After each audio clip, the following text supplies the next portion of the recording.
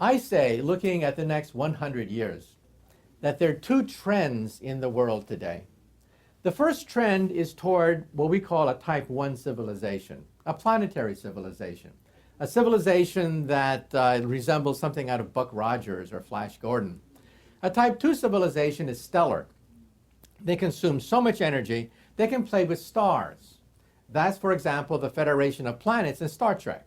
Star Trek would represent a typical Type 2 civilization. Then we have Type 3, which is galactic, like the Borg, or Independence Day, or the Empire of The Empire Strikes Back. That is a Type 3 civilization, which is truly galactic. Now, by the time you reach Type 2, you are immortal. Nothing known to science can destroy a Type 2 civilization. Comets, meteors, earthquakes, even a supernova. A Type 2 civilization would be able to survive even a supernova. The danger is the transition between Type 0 and Type 1. And that's where we are today. We are a Type 0 civilization.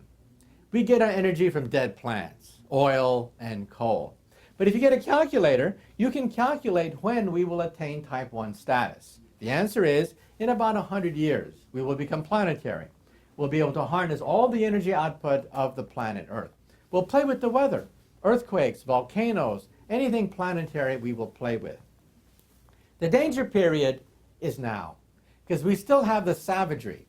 We still have all the passions. We have all the sectarian fundamentalist ideas circulating around, but we also have nuclear weapons. We have chemical, biological weapons capable of wiping out life on Earth. So I see two trends in the world today. The first trend is toward a multicultural, scientific, tolerant society. And everywhere I go, I see aspects of that birth. For example, what is the internet? Many people have written about the internet, billions and billions of words written about the internet, but to me as a physicist, the internet is the beginning of a Type 1 telephone system, a planetary telephone system. So we're privileged to be alive to witness the birth of Type 1 technology, a planetary telephone system. What is English? English is the beginning of a Type 1 language. Everywhere I go around the earth, people speak English because that's the lingua franca of science, technology, business. They all speak English. It is the number one second language on the planet Earth. And what is the European Union? The European Union is the beginning of a Type 1 economy. And how come these European countries, which have slaughtered each other ever since the ice melted 10,000 years ago, how come they have banded together, put aside their differences to create the European Union? Well, to compete with us. And who are we? We are NAFTA. So we're beginning to see the beginning of a Type 1 economy as well. Then we're beginning to see the beginning of a Type 1 culture. Everywhere I go, you turn on the radio, and what do you hear? Rock and roll. You hear rap music. You hear youth music. Youth music is now planetary, knows no boundaries around the planet Earth. Everywhere I go, I see high fashion. Chanel, Gucci bags. We're witnessing the birth of a planetary fashion. Also sports. Take a look at the Olympics. Take a look at soccer.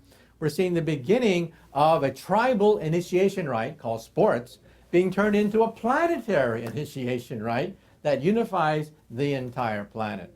So whenever I open the newspaper, every headline I see in the newspaper points to the birth pangs of a Type 1 civilization in formation. However, every time I open the newspaper, I also see the opposite trend as well. What is terrorism? Terrorism, in some sense, is a reaction against the creation of a Type 1 civilization. Now, most terrorists cannot articulate this. They don't even know what the hell I'm talking about. But what they're reacting to is not modernism. What they're reacting to is the fact that we're headed toward a multicultural, tolerant, scientific society. And that's what they don't want. They don't want science. They want a theocracy. They don't want multiculturalism. They want monoculturalism. So instinctively, they don't like the march toward a Type 1 civilization.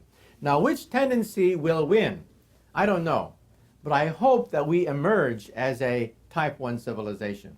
Now, in outer space, we look for signs of intelligent life in outer space. So far, we find none. Civilizations like Type 1 should be commonplace in the galaxy. Some people assume, therefore, that Type 0 civilizations are rather common, but only a few of them make it to Type 1, because that society, for the first time in its history, has the ability to commit planetary suicide.